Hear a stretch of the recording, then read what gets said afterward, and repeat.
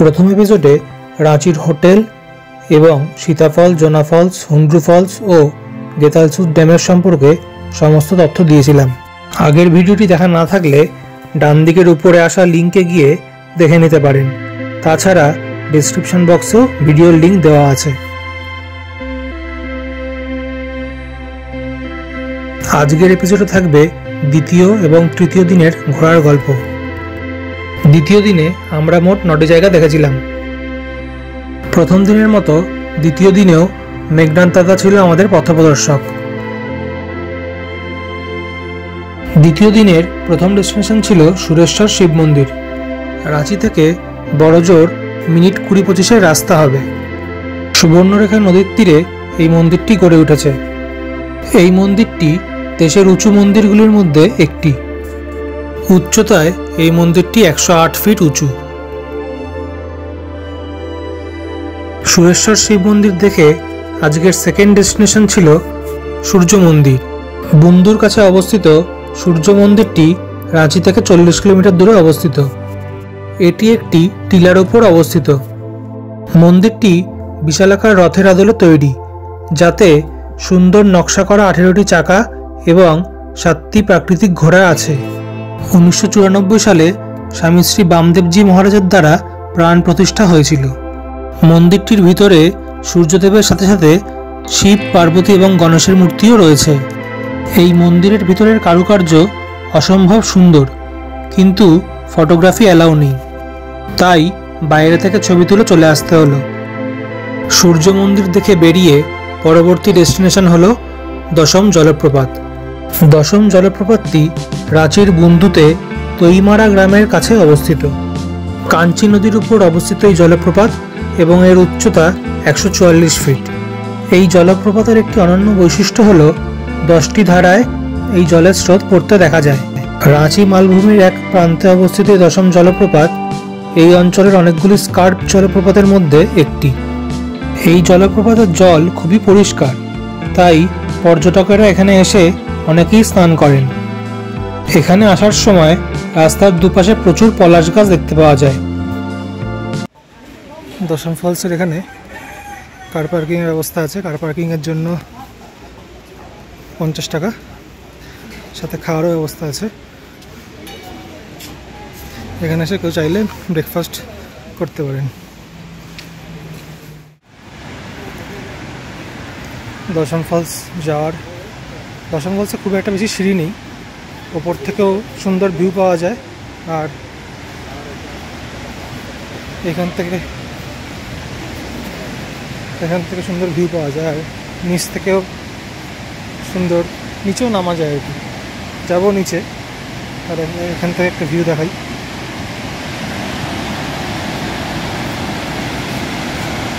এরকম ভিউ, ভালোই জল আছে। মানে নভেম্বর মাস হিসেবে যথেষ্ট ভালো জল।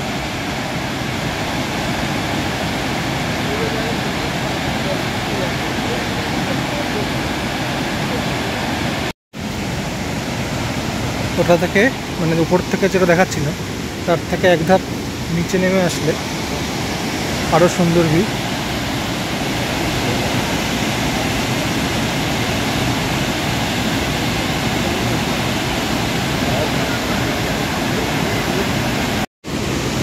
এই যে সিঁড়িটা দেখা যাচ্ছে, এই সিঁড়ি দিয়েই নিচে নামতে হবে। নেমে একদম ওই নিচে এই যে লোকগুলো বসে আছে, কাছে যাওয়া যায় একদম। বেশ ভালোই স্রোত আছে জলের।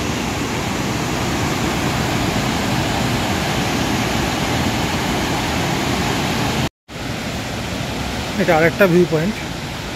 ভিউ পয়েন্টগুলো লেখাই রয়েছে।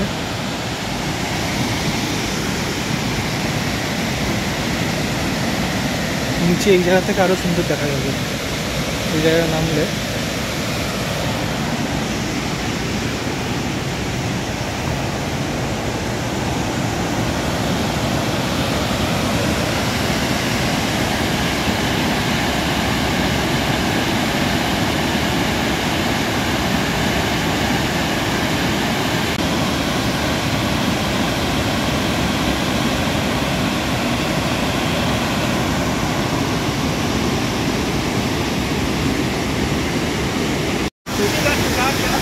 দশম ফলসে একদম নিচে যাওয়ার জন্য খুব একটা বেশি সিঁড়ি নামতে হয় না, মোটামুটি ওই 80 থেকে 100টা মতন হয়তো সিঁড়ি হবে, অন্যান্য ফলসের তুলনায় অনেকটাই কম।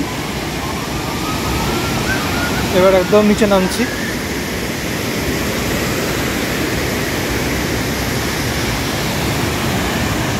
এই সিঁড়ি দিয়ে নামলেই একদম ফলসের কাছে। এই হচ্ছে দশম ফলস।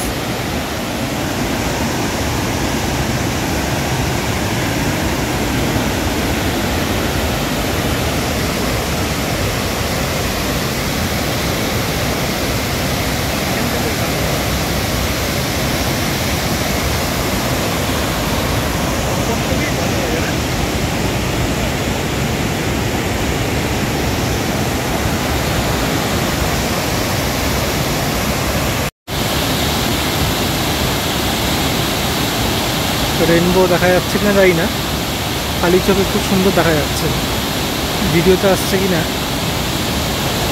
বুঝতে পারছি না, দারুণ লাগছে।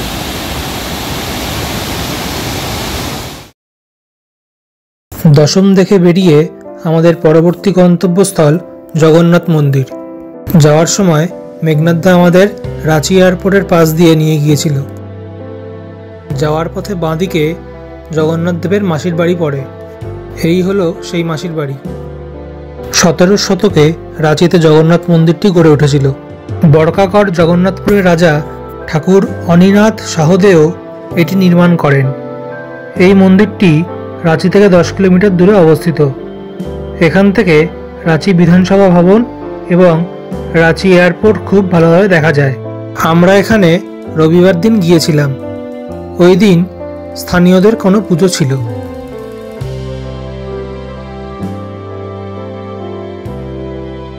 বিধানসভা ভবনের পাশাপাশি এখান থেকে রাঁচি ক্রিকেট স্টেডিয়ামও খুব সুন্দরভাবে দেখা যায়। এতক্ষণ যে 4টি জায়গার কথা বললাম, এই 4টি জায়গা দেখতে হলে এই রিং রোড ক্রস করেই যেতে হয়। এখানে আসার পর মেঘনাথদা আমাকে ড্রোন ওড়ানোর কথা বলেছিল।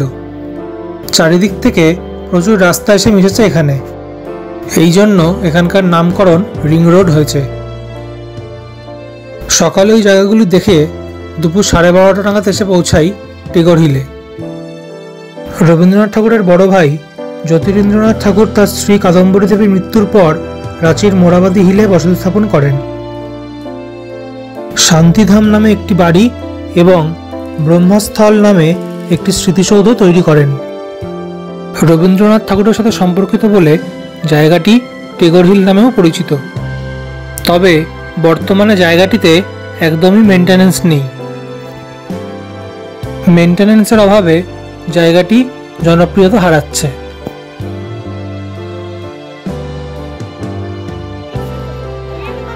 টেগর হিলে উঠলে পুরো রাঁচি শহরটা এরকম দেখা যায়, খুব সুন্দর।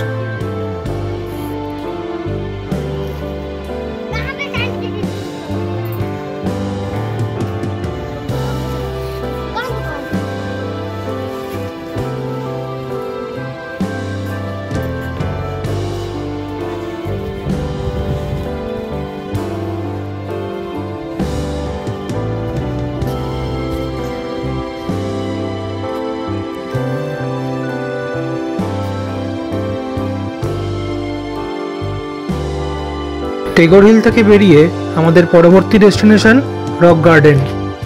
রক গার্ডেনটি কাঁকে রোডের গোন্দা হিলে অবস্থিত। রাঁচিতে ডে আউটিংয়ের জন্য এটি একটি অন্যতম জায়গা।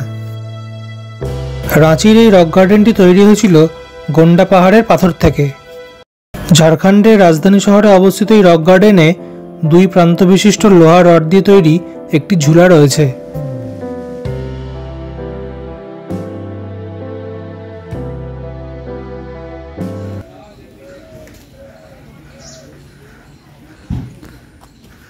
রক গার্ডেনে এন্ট্রি ফি 30 টাকা করে, আর যদি ক্যামেরা বা ড্রোন কিছু ইউজ করা হয় তাহলে তার জন্য এক্সট্রা চার্জ। এখান থেকে কাঁকে ড্যামটি খুব সুন্দর দেখা যায়। রাঁচি শহরের মাঝখানে অবস্থানের কারণে জায়গাটি খুবই জনপ্রিয়, তাই প্রচুর লোকের সমাগম হয়। এই সোজা পথে গিয়ে সামনে কিছু রেলিং করা আছে, সেই রেলিং থেকেই কাকে ড্যামটি খুব সুন্দরভাবে দেখা যায়। রক গার্ডেন থেকে কাকে ড্যামটা পুরোটা দেখা যায়।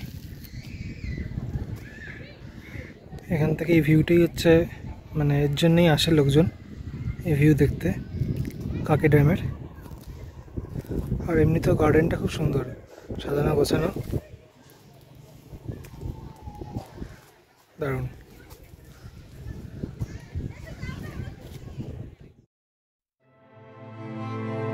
পরবর্তী ডেস্টিনেশন হলো পত্রতু ভ্যালি হয়ে পত্রতু ড্যাম। পত্রতু থেকে সানসেট দেখব বলে আগে পত্রতু ড্যামে গিয়েছিলাম। রাস্তার দুধারে এরকম নাম না জানা হলুদ ফুলের মধ্যে দিয়ে পথ চলতে বেশ ভালোই লাগছিল। পত্রতু লেকটি নলকারী নদীর উপর নির্মিত।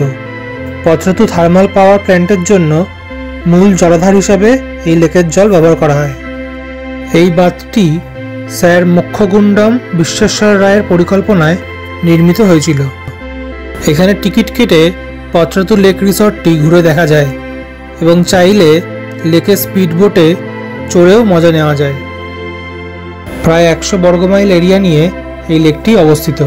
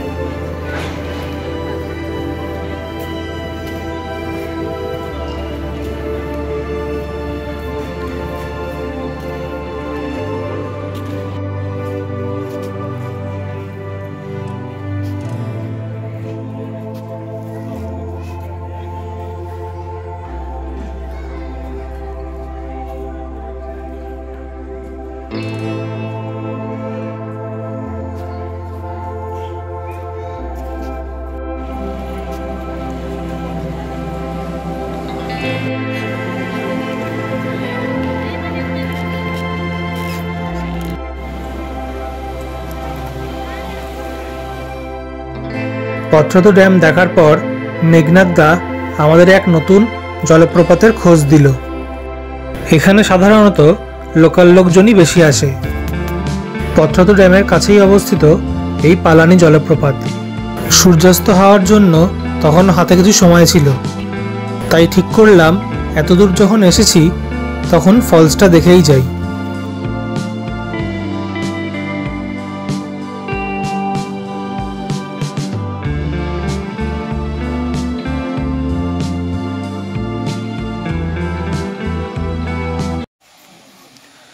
পালানি ফলসটার সামনে। এখানে কোনো সিঁড়ির ব্যাপার নেই, খানিকটা একটু হাঁটতে হবে।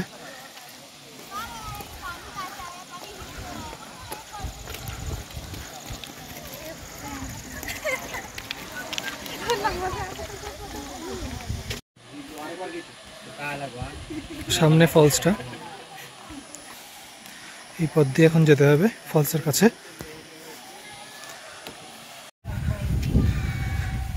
মিনিট 7-8 হাঁটা, খুব বেশি 10 মিনিটের হাঁটা।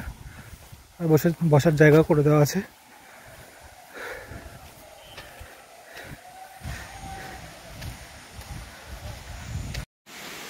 খানিক দূর আসার পর কয়েকটা সিঁড়ির ধাপ নামতে হবে। নিচে নামলে একদম ফলসের কাছে যাওয়া যাবে।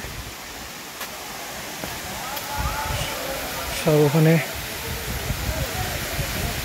স্নান করছে, মজা করছে।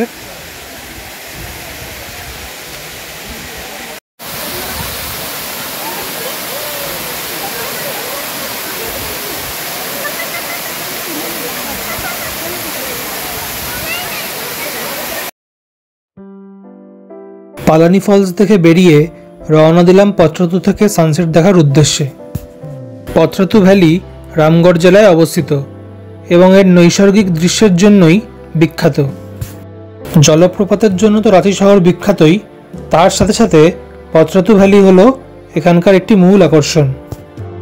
এই সৌন্দর্যের জন্য পত্রতু ভ্যালিকে দ্বিতীয় মানালিও বলা হয়। বহু পর্যটক আসে পত্রতু ভ্যালি যাওয়ার রাস্তা উপভোগ করতে। এক পাশে লেক, অন্য পাশে পাহাড়ে ঘেরা সবুজ জঙ্গলের মাঝের আঁকাবাঁকা রাস্তায় বাইক চালানোর মজা উপভোগ করতে। সবুজ ঘন জঙ্গলের মাঝে পিচকালো রাস্তার সৌন্দর্য এক কথায় অসাধারণ। উপর থেকে দেখতে এই পথরতু ভ্যালিকে অনেকটা সিল্ক রুটের মতন লাগে। ঘন জঙ্গলের মধ্যে এই আঁকাবাঁকা পথ এই জায়গাটির সৌন্দর্য বাড়িয়ে তুলেছে। এখানে আসলে হাতে একটু সময় নিয়ে আসাই ভালো, কারণ এখান থেকে সানসেট অসাধারণ লাগে। সেই জন্য আমরা বাকি সব দ্রষ্টব্য স্থান দেখে যাত্রার একদম শেষে এই ভ্যালিতে এসেছিলাম। দ্বিতীয় দিনের জার্নি এখানেই শেষ।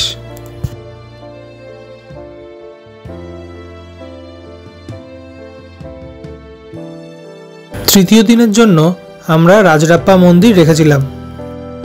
এই মন্দির যাওয়ার পথে সিকিদ্রি ভ্যালি পড়ে। সিকিদ্রি ভ্যালির কথা আগে আমার জানা ছিল না। মেঘনাদার মুখে এই জায়গার কথা শুনি। সিকিদ্রি ভ্যালি এবং পত্রতু ভ্যালি অনেকটাই একই রকম।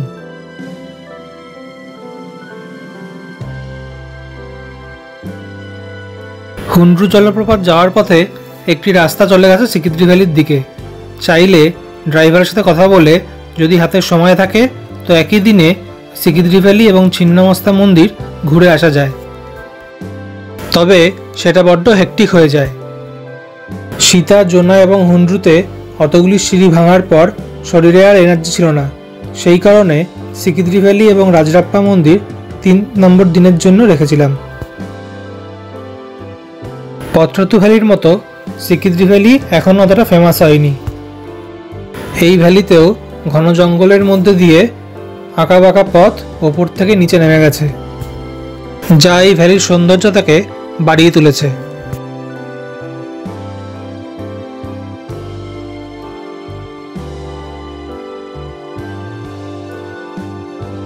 ঝাড়খণ্ডের রামগড় জেলায় রাজরাপ্পায় অবস্থিত একটি প্রসিদ্ধ হিন্দু মন্দির হল ছিন্নমস্তার মন্দির। এই মন্দিরটি তার তান্ত্রিক শৈলী স্থাপত্য নকশার জন্য বিখ্যাত। মূল মন্দির ছাড়াও এখানে শিব, সূর্য, হনুমানের মতো আরও 10 জন দেবতার মন্দির রয়েছে।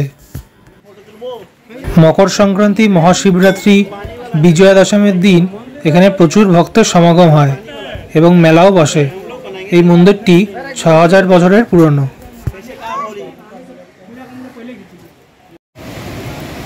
ছিন্নমস্তার মন্দির থেকে পুজো দিয়ে বেরোনোর পর এরকম সঙ্গম পড়ে একটা দামোদর এবং ভৈরবী নদীর। এই সাইড দিয়ে যে নদীটা আসছে এটা হলো ভৈরবী নদী। আর এদিকের এই যে নদীটা, এটা নদ, অ্যাকচুয়ালি দামোদর নদ। এই দুটোর মিলনস্থল হচ্ছে এই জায়গাটা। এখানে এসে দুটো নদী মিলছে, দামোদর নদ আর ভৈরবী নদী। আর এইদিকে হচ্ছে মন্দিরটা, ছিন্নমস্তার মন্দির।